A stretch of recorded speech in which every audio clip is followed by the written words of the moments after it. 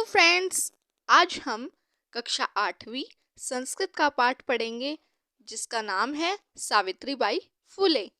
यह पाठ 12 है। तो चलिए इसे शुरू करते हैं। शिक्षा हमारा अधिकार है। हमारे समाज में कई समुदाय इससे लंबे समय तक वंचित रहे हैं। उन्हें इस अधिकार को पाने के लिए लंबा संघर्ष करना पड़ा है। लड़कियों को तो और ज्यादा अवरोध झेलना पड़ा है। अवरोध क्या होता है? रुकावट। यहाँ पर परिचय में बताया गया है कि शिक्षा हमारा एक सामान्य अधिकार है, लेकिन कई ऐसे समुदाय, कई ऐसे समाज रहे हैं हमारे प्राचीन काल में जो हमें शिक्षा के इस अधिकार को लेने में रुकावट पैदा करते थे। उन्हें ऐसा लगता था कि शिक्षा अगर स्त्रियों ने ग्रहण कर ली तो यह बहुत बड़ा उनके लिए पाप हो जाएगा।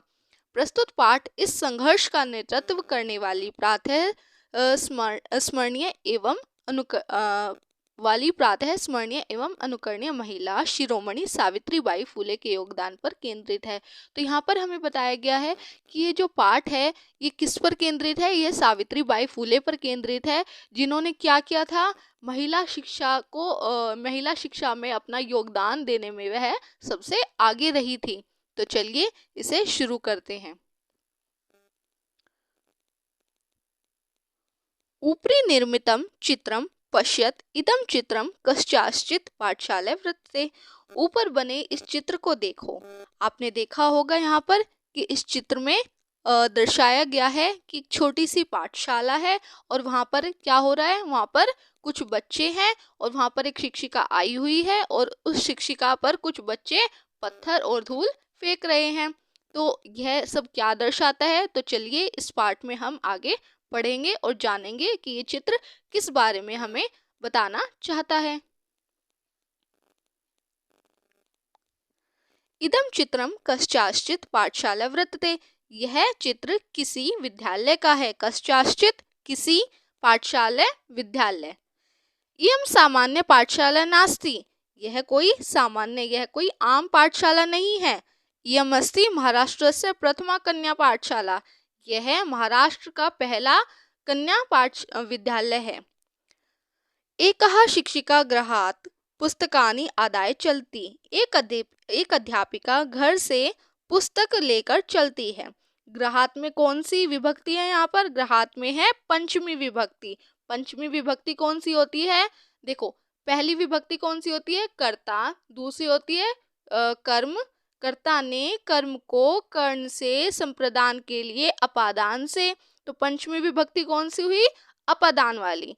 तो यहाँ पर दिया हुआ है गृहात पुस्तकानि आदाय चलती। घर से पुस्तक लेकर चलती है। मार्गे कश्चित तस्याः ऊपरी धूलिम कश्चित च प्रस्त्रखंडान क्षिपति। मार्ग में कोई उसके ऊपर धूल तो कोई उसके ऊपर पत्थर फेंकता है। क्षिप्ति का अर्थ क्या होता है? फेंकना। तो मार्ग में जब वो चलती है पुस्तक लेकर तो कोई क्या करता है? उसके ऊपर कोई धूल फेंकता है तो कोई पत्थर को फेंकता है। परम सा सदृढ़ निश्चयात न विचलती। परंतु वह अपने दृढ़ निश्चय से विचलित नहीं होती। कन्या भी है सविनोदम आलपंती स अध्यापने संलग्ना भवती। अपने विद्यालय में बालिकाओं के साथ हंसी मजाक करती हुई तस्य स्वकीयम अध्ययनपि सह प्रचलिति। वह पढ़ाने लग जाती है। स्वकीय मतलब अपना, अध्ययनपि पढ़ाने का कार्य, सह प्रचलिति उसकी खुद की पढ़ाई भी साथ ही चलती है। जब वह कन्या के पाठशाला में जाकर पढ़ाती है तो साथ साथ क्या होता है? साथ साथ उसकी खुद की स्वकीय मतलब खुद की पढ़ाई भी चलती है। केम महिला। कौन है यह महिला? कौन है ये औरत? अपि यूयमा महिला जानित। क्या आप इस महिला को जानते हैं? यमे महाराष्ट्र से प्रथम महिला शिक्षिका सावित्रीबाई फुले नामधेय। यही है महाराष्ट्र की पहली महिला शिक्षिका सावित्रीबाई फुले। यह कौन है? महाराष्ट्र की पहली महिला सावित्रीबाई फुले। जनवरी मासस्य तृतीया दिवसे 3 जनवरी 1831 तमे ख्रीष्टाब्दे महाराष्ट्रस्य नायगावम नाम्नि स्थाने सावित्री अजात। जनवरी महीने के तीसरे दिन अर्थात 3 जनवरी सन 1831 ईस्वी में महाराष्ट्र के नायगांव नामक स्थान पर सावित्री ने जन्म लिया। अजायत का अर्थ क्या होता है? जन्म लिया। तस्याः माता लक्ष्मीबाई पिता च खंडोजी इति अभिहोते। उनकी माता लक्ष्मीबाई और पिता खंडोजी नाम वाले थे। मतलब क्या हुआ यहाँ पर? यहाँ पर मतलब हुआ कि उनकी माता का नाम क्या था? उनकी माता का नाम था लक्ष्मीबाई और पिता का नाम क्या था? पिता का नाम था खंडोजी। नववर्ष देशिया सा ज्योतिबा फुले महोदयन परिणीते। 9 साल की आयु में उनका विवाह ज्योतिबा फुले महोदय के साथ हुआ। अब यहाँ पर बताया गया है कि जब उनका विवाह हुआ तो वो कितने साल की थी? जब उनका विवाह हुआ तो वो 9 साल की थी और उनका विवाह किनके साथ हुआ? ज्योतिबा फुले के साथ। सो अपि तदानी 13 वर्ष कल्पः एवं आसीत। उनकी भी उस समय 13 वर्ष की आयु ही थी। 13 वर्ष कल्पः मतलब 13 वर्ष की आयु। जिनके साथ उनका विवाह हुआ उनकी आयु कितने वर्ष की थी? 13 वर्ष की। यतो ही सह स्त्री शिक्षायाः प्रबलः समर्थक आसीत। लेकिन यहाँ पर क्या हुआ? वह जो उनके पति थे वह स्त्री शिक्षा के प्रबल समर्थक थे। मतलब वो स्त्री शिक्षा के विरोधी नहीं थे, वो स्त्री शिक्षा के प्रबल समर्थक थे। अतः सावित्र्या मनसी स्थिति अध्ययनाभिलाषा उत्साहम प्राप्तवती। सावित्री के मन में स्थित अध्ययन की इस इच्छा को उन्होंने प्रोत्साहित किया। इतः परम सा साग्रहम आंग्ल भाषा अपि अध्ययनम कृतवती। इसके बाद उन्होंने आग्रह पूर्वक अंग्रेजी भाषा की भी पढ़ाई की। सन 1848 तमे ख्रीष्टाब्दे पुणे नगरे सावित्री ज्योतिबा महोदयेन सह कन्यान कृते प्रदेशस्य प्रथम विद्यालयम आरभत। सन 1848 ईस्वी में पुणे शहर में सावित्री ने श्री ज्योतिबा फूले महोदय के साथ लड़कियों के लिए राज्य का पहला विद्यालय आरंभ किया, यानी उसकी शुरुआत की। अब इन्होंने पहला जो कन्या का विद्यालय था वो कहाँ पर खोला था? महाराष्ट्र में खोला था। लेकिन पुणे शहर में इन्होंने सबसे पहले राज्य का पहला विद्यालय खोला। किसके लिए? लड़कियों के लिए। तदानीम सा केवलम 17 वर्षीय आसीत। उस समय वह केवल 17 वर्ष की थी। जब उन्होंने पुणे शहर में लड़कियों का स्कूल यानी लड़कियों का विद्यालय खोला तो उस समय उनकी आयु कितनी थी? केवल 17 वर्ष। 1851 ईस्वी में तमे ख्रीष्टाब्दे अस्पृश्यवाद तिरस्कृतस्य समुदायस्य बालिकानां कृते पृथक्तया अपरः विद्यालय प्रावदत्। 1851 ईस्वी में छुआछूत से तिरस्कृत समुदाय, अपृश्यवाद मतलब छुआछूत से, तिरस्कृत मतलब तिरस्कृत का मतलब होता है जिसको अपमानजनक। तिरस्कृत का मतलब होता है अपमानजनक समुदाय की लड़कियों के लिए अलग से दूसरा विद्यालय शुरू किया गया।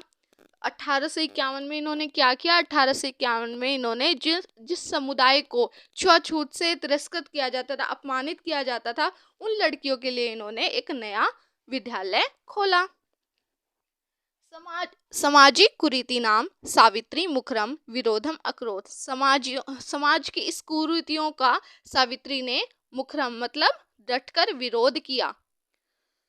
विधवा नाम शिरो मुंडनस्य निराकरणाय सा साक्षात नापिते मिलित। विधवा के सिर के मुंडन को खत्म करने के लिए वह स्वयं नाइयों से मिलने गई। विधवा, जब आप यहाँ पर पुरानी एक प्रथा थी, जब कोई लड़की या कोई औरत जब विधवा हो जाती थी, जिसका पति मर जाता था, तो उन्हें क्या करवाना होता था? अपने सिर का मुंडन करवाना होता था। तो इस जो ये कुप्रथा थी इसका विरोध करने के लिए सावित्री कहाँ गई? सावित्री स्वयं नाइयों से मिलने गई। फलतः केचन नापिता अस्य रूढ़ो सहभागिताम अत्यजन।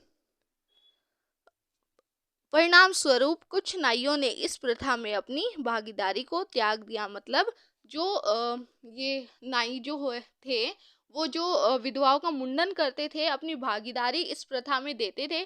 कुछ नाइयों ने सावित्री से मिलने के बाद इस प्रथा में अपनी भागीदारी देने से मना कर दिया, उन्हें त्याग दिया। एकदा सावित्र्या मार्गे दृष्टम यत् कूपम निक्षाशीर्णा वस्त्रव्रता तथा कथितां निम्न जातिया काश्चित् नार्य जलम पातुम याचन्ते सम। एक बार सावित्री द्वारा रास्ते में देखा गया कि एक बार सावित्र्या मार्गे सावित्री द्वारा मार्ग में दृष्टम यत् देखा गया कि एक कुएं के पास फटे कपड़ों से कूपम मतलब कुएं, निक्षा के पास शीर्ण वस्त्रव्रता मतलब फटे कपड़ों में, तथा कपटी मतलब लिपटी हुई, तथा कथित नीची जाति की कुछ महिलाएं पानी पीने के लिए याचना कर रही थी। मतलब वहां पर कुछ निम्न जाति की लड़कियां थी जो फटे पुराने कपड़ों में लिपटी हुई थी, और कुछ उच्च जाति की लड़कियां थी जो वहां पर उन्हें पानी पीने के लिए मना कर रही थी, और निम्न जाति की लड़कियां उनसे याचना कर रही थी, मतलब प्रार्थना कर रही थी कि हमें इस कुएं से पानी लिए देना चाहिए। उच्च वर्गीय है उपहासम अकुर्वंत, और उच्च वर्ग के उन लड़कियों ने उन निम्न वर्ग की लड़कियों के साथ उपहास किया, मजाक किया। कुपात जलोदधर्णम अवार्यन, कुएं से पानी निकालने के लिए रोक दिया। साथ ही साथ वो क्या कर रही थी, उनका मजाक बना रही थी, वो मजाक उड़ा रही थी और कुएं से पानी निकालने के लिए मना भी कर रही थी। सावित्री एतत् अपमानम सूडो नाशकनोत, सावित्री इस अपमान को सहन नहीं कर सकी। सूडो का मतलब क्या होता है, सहन, नाशकनोत नहीं कर सकी। साताह स्त्रिय निज गृहम नीतवती, उन महिलाओं की अपने घर, सावित्री ने क्या किया फिर, वह उन महिलाओं को अपने घर ले गई। जो निम्न जाति की महिलाएं थी वह उनको अपने घर ले गई। तडांग दर्शयत्वा अकथयत, और तालाब को दिखाकर कहा, च यत यथेष्टम जल नियत, कि जितना पानी चाहिए उतना ले लो। सार्वजनिकोयम तडांग, यह तालाब सार्वजनिक है, मतलब सबके लिए है। अस्मात् जल ग्रहणे नास्ति जाति बंधनम, इसमें से जल लेने के लिए कोई जाति का बंधन नहीं है, मतलब आप इसमें से जल ले सकते हो, जितना आपको चाहिए उतना जल आप ले सकते हो। इसमें कोई निम्न जाति या उच्च जाति का कोई बंधन इसमें नहीं है। तया मनुष्याणाम समानतया स्वतंत्रतास्य पक्षः सर्वदा सर्वथा समर्थति, उनके द्वारा मनुष्य की समानता व स्वतंत्रता के पक्ष का हमेशा और हर प्रकार से समर्थन किया गया। मतलब सावित्री बाई के क्या विचार थे कि हर व्यक्ति को समानता, महिला सेवा मंडल, शिशु हत्या प्रतिबंधक गृह इत्यादि नाम संस्थानों स्थापना, फूले दंपत्यों अवदानम महत्वपूर्णम, महिला सेवा मंडल में और शिशु हत्या प्रतिबंधक में गृह इत्यादि नाम संस्थानों, मतलब जो सावित्री बाई फूले थी उनका किस किस चीज में योगदान था। महिला सेवा मंडल, उन्होंने क्या खोला, एक महिला सेवा मंडल खोला जिसमें कुरीतियां जैसे शिशु हत्या, जो मतलब गृह सॉरी जो गृह में ही शिशु की हत्या कर दी जाती थी, उसको इसमें रोक लगाई गई। ठीक है, और इन फूले दंपतियों ने, मतलब जो सावित्री बाई फूले थी, इन्होंने अपने पति के साथ मिलकर इस चीज में अपना योगदान दिया। सत्यशोधक मंडलस्य गतिविधिषु अपि सावित्री अतीव सक्रिय आसीत्, जो इन्होंने सत्य शोध मंडल की गतिविधियों में भी अपना बहुत सक्रिय योगदान दिया। अस्य मंडलस्य उद्देश्यम आसीत्, इस मंडल का उद्देश्य क्या था, उत्पीड़ितानां समुदायानां स्वाधिकाराणां प्रति जागरणम इति, मतलब जो महिला उत्पीड़ित है, मतलब जो महिला पीड़ित है समुदायों से, उन्होंने अपने अधिकार के प्रति जागृत करना था। ठीक है, इस मंडल का उद्देश्य क्या था, इस मंडल का उद्देश्य था कि जो महिला अपने समुदाय समाज से पीड़ित है उन्हें सक्रिय करना था, उन्हें जागृत करना था। सावित्री अनेकाः संस्थाओं प्रशासन कौशलेन संचालितवती। सावित्री ने अनेक संस्था का अनेक जो संस्थाएं थी उनको उनको अपने कौशल के द्वारा संचालन किया। मतलब जो उन्होंने अपने कौशल से उनको इस तरह योग्य बनाया ताकि वो अच्छे से आगे बढ़ सके। दुर्भिक्ष काले प्लेग काले च सा पीड़ित जनानाम आशंतम अवृतम च सेवाम अकरोत। अकाल के समय में और प्लेग के समय में उन्होंने पीड़ित लोगों की बिना थके और बिना रुके सेवा की। मतलब जब अकाल आया था, जब यहाँ पर प्लेग की एक बीमारी फैल गई थी, तब भी उन्होंने अपने अपने जो स्वास्थ्य की परवाह ना करते हुए बिना थके बिना रुके जो पीड़ित लोग थे उनकी सहायता की तथा उनकी सेवा की। सहायता सामग्री व्यवस्थाएं सर्वथा प्रयासम अकरोत। जो मतलब उन्हें जिस सामग्री की जरूरत थी, सहायता की जरूरत थी, उन सभी सामग्रियों के लिए सब प्रकार से उन्होंने प्रयास किए। महारोग प्रसार काले सेवार्थः सा स्वयं असाधारणोगेन ग्रस्ता 1897 तमे ख्रीष्टाब्दे निधम गत्वा। महामारी फैलने के समय, महारोग प्रसार काले मतलब महामारी फैलने के समय, सेवार्थ मतलब सेवा करते हुए वह खुद लाइलाज बीमारी से ग्रस्त होकर सन 1897 ईस्वी में वर्ष में मर गई।